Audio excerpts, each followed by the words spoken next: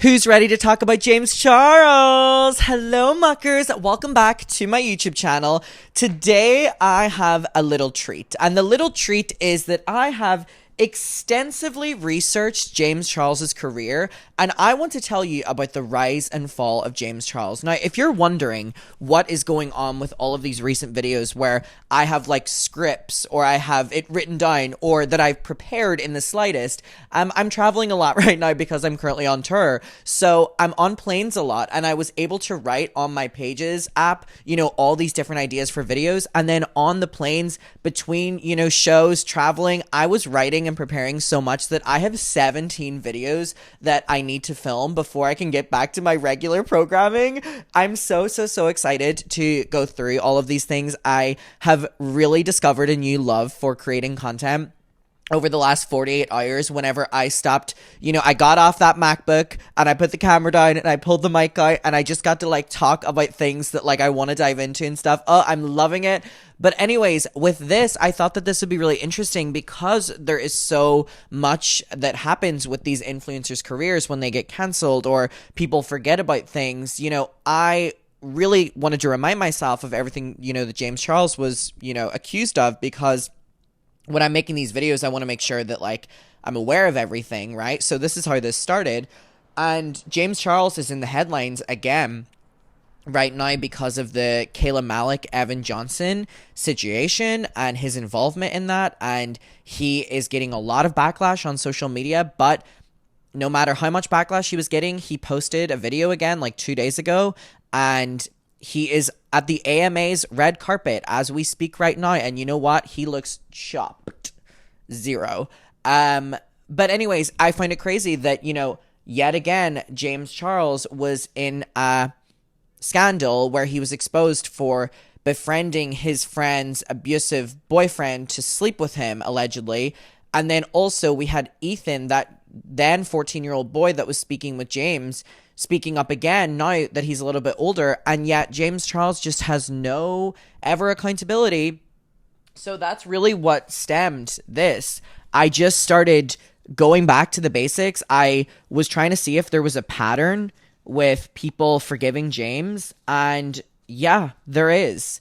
And there's a reason for it. So let me take you on a little journey of what I have prepared, the rise and fall of James Charles, every cancellation, every moment of public backlash, every career high. Let's talk about it. So James Charles was literally the it boy on YouTube, right? Whenever I was growing up on YouTube, he wasn't that much older than me. So we were around the same age, and he was posting, these videos, and they were going mega viral of makeup tutorials. And he kind of seemed, which is crazy at the start, as the unproblematic version of Jeffree Star. That's what I saw a lot of people referring to him as, which is so funny in the grand scheme of things. But that's how he was looked. And he was almost like the golden boy of, YouTube and the beauty world, right? And then, which we're going to dive into, he was CoverGirl's first male ambassador, which is crazy. He became a millionaire very quickly, and he was basically just the it boy of the creator space. He really took over. So anyways, I would say from 2016 is where we start. So October 2016, James posted photos from his senior year photo shoot where they're in school or whatever. He goes really viral for retaking the senior photo, and that he brought a ring light.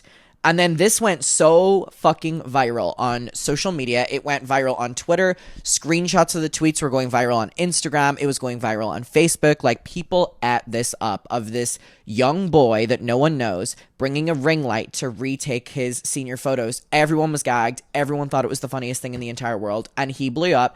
He became the first male CoverGirl ambassador at 17 years old.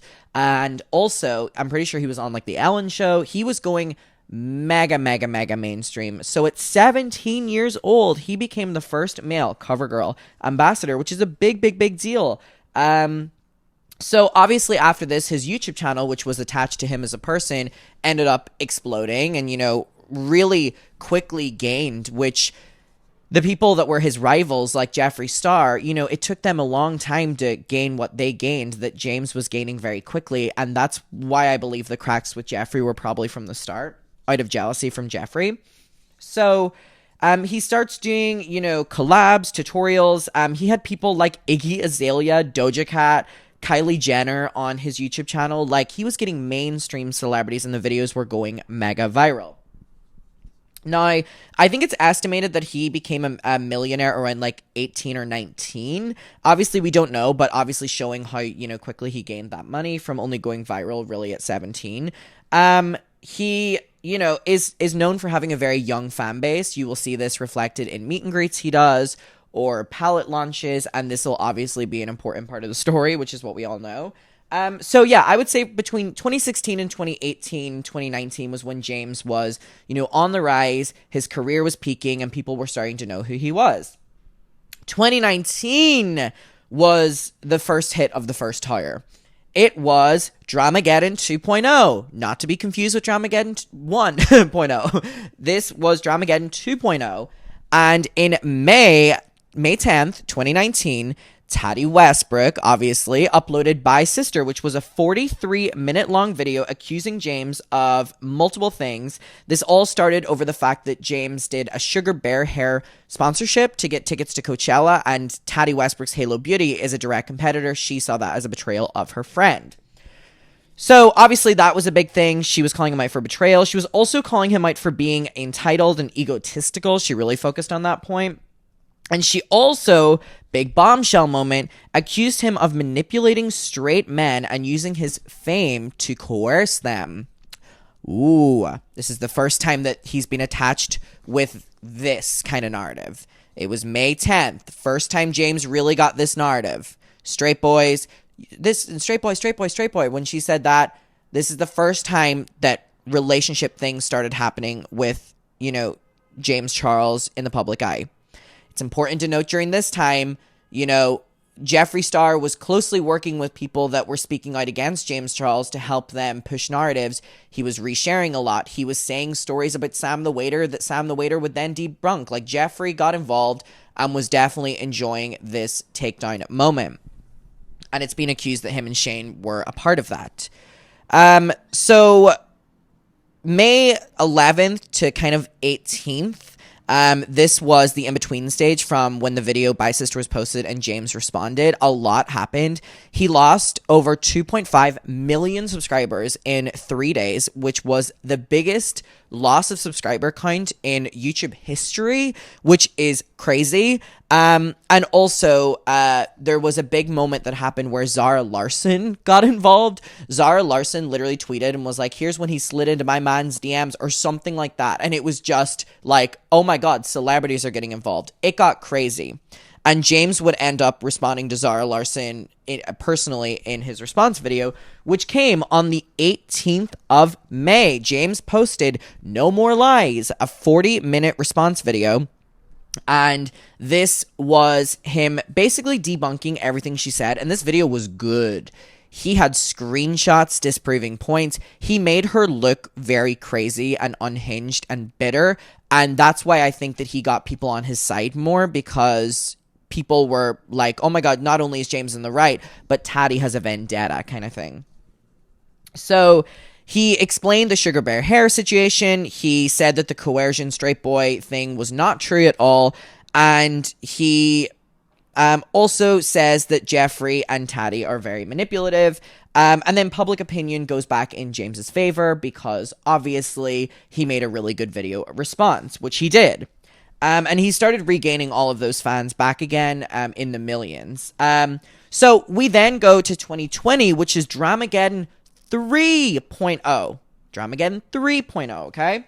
So this was whenever Tati uploaded the Breaking My Silence video where she sat in that beautifully yellow lit room.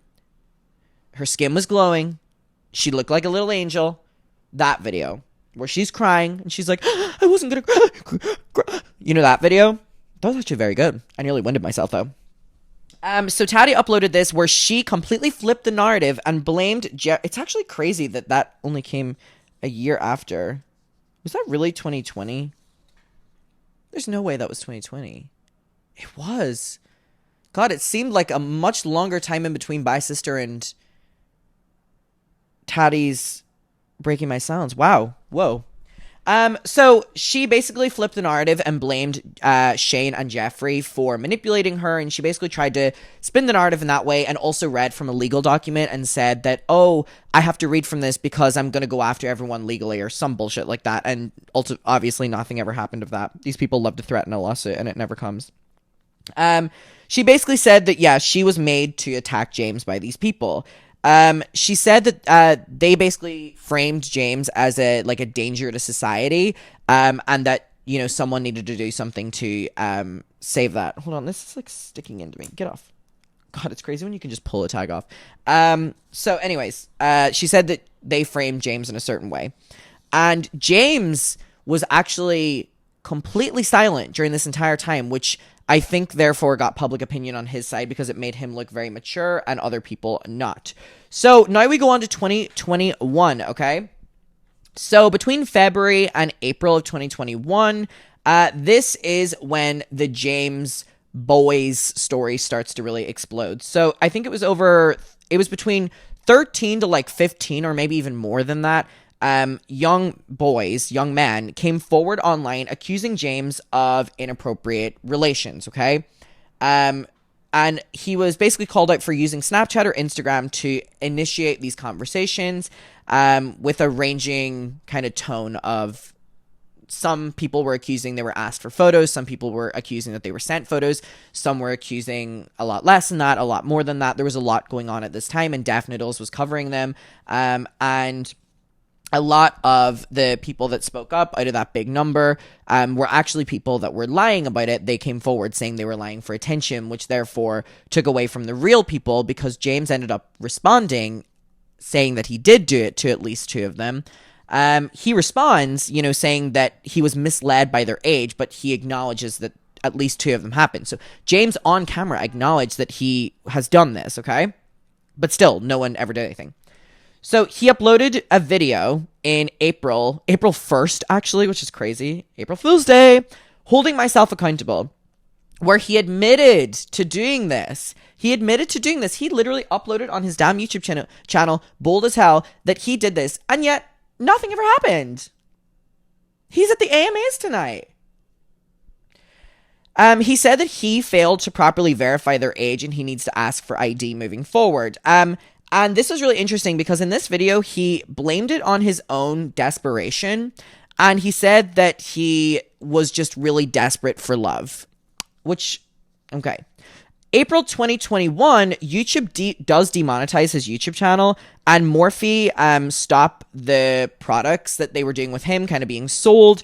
And he was also pulled from shelves in a lot of beauty bays and all these other, places that sell. So James ends up deleting this video, which is really interesting because it's the first video he ever acknowledged that he did do these things. He deleted that video, and I guess we all just moved on. Okay, I guess we just all move on. So we're going to dive into all this a little bit more in a second, but I just want to do the timeline here. And then 2021 to 2024, and even 2025, this was James, return to social media, and he rebranded himself really from like makeup to being more about lifestyle and getting to know your friend James, which I think was really smart because it, kind of gave people more of an insight where if you were ever in a scandal again, they feel like they know you a little bit more. That was definitely a very purposeful move. Public reaction, I would say, to James is, I think his young fans love him, but I think a lot of people in the industry don't take him seriously anymore because of how scandal-filled he is. And I think there's a general distaste for James. I mean, you can see it on comment sections of just videos he's mentioned on. But yeah, he definitely kind of rebranded as a little bit more lifestyle. But anyways, I kind of want to dive into the controversies a little bit deeper here. So, okay, right, yeah. So, going back to the yearbook photo, which was his first ever scandal, okay? He went viral in, October 2016 because he said he brought his own ring light and he got them to retake the photos. Now, this got him such a big push in his career. Like I said, the cover girl, but also this gained him his following, his notoriety. He was being interviewed over this, but it was proven that this was a lie. Like, he lied about that yearbook photo. So his first viral moment, how we got to learn James, he lied about that. So the high school photographer stated that lighting setups like James described weren't allowed. James deflected after being called out by classmates saying that he was lying about the story and proving he was lying. James kind of deflected, saying that it was just a joke, but his first thing in the industry, people are now starting to side-eye him for. So that really kind of changed people's perspective of him a little bit when they realized that he lied about the one thing that they started to love him for. Now, right as people started to forgive him, we have our first racism scandal. So, tweets resurfaced of James making racist and offensive remarks. One of the most popular ones in a now deleted tweet from James: "I can't believe we're going to Africa today. What if we get Ebola?" So he got backlash for these tweets, and he was dropped from a few brands, but only for a little period of time because brands do not take racism scandals seriously, which is crazy. So yeah, that was a double whammy. We got the cover girl lies and the racism all within a couple months of each other. So people really started to side-eye him. Then we go on to the friendship fucking drama. So we have friendship drama with a lot of people. Taddy Westbrook obviously was, his mentor, his mother in the industry, and then turned on him. That was a big moment. Jeffree Star. Jeffree actually really liked James at the start because I think that he wanted to use him, and then he couldn't handle James being more popular and younger and more successful than him in a shorter period of time, that I think he just turned on him. He turned on him in Dramageddon, and that was whenever he called James a predator and was tweeting at James's brother, being like, "How can you defend your predator brother?" And he also tweeted, "There's a reason that Nathan, Jeffree's boyfriend at the time, banned you from our home." Crazy. Now, we also have drama with people like Gigi Gorgeous, Bretman Rock, Nikita Dragon. So James and Nikita fell out over basically brand collab conflicts and fights over DMs is what I was able to find. And also Bretman Rock, there was always a back and forth with, where people thought that there was a professional jealousy kind of situation going on between James and Bretman, because Bretman was getting gigs that James really wanted. There was an MTV show and James really wanted it and Bretman got it. And also, he unfollowed Gigi Gorgeous on social media after allegedly Gigi excluded James from influencer events, which is really funny. Now, the thing I want to focus on now is the biggest thing that looms over James Charles's career, which is the boy scandal. Don't even know what to call it. So, obviously, it was February to April when, more than like 10... 12, 13, 14, 15, 16, I don't know how many it was. It was definitely more than 10. Boys, some as young as 14, Ethan, came forward about the inappropriate behavior and the inappropriate messaging on social media and coercion or whatever. It was many different extremes. And because James acknowledged and admitted to two of them, but then deleted the video, we don't know what is true and what is not until he properly sits down and addresses it. And you know what? From start to finish, that is the rise and fall to where we are at right now with James Charles, his entire career. Takeaway points. It's crazy to me when I was going back and researching that he lied about the senior photo. I did not know that until researching for this. That's crazy. I also giggle at the Gigi Gorgeous unfollowing and, blaming her for excluding him from events. I think that's really funny. I just can't believe that we see a pattern of him being exposed and then doing a video exposed. And it's like, and he's still got the career.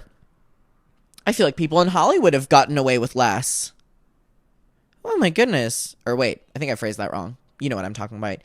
So, did you learn anything today? Did you remember anything? Let me know your opinion of the rise and fall of James Charles. And again, I have prepared one of these for Jeffree and for Shane and for Gabby Hanna. So if you enjoyed this, I can't wait to do those. This was so much fun. I will see you in my next one, and goodbye.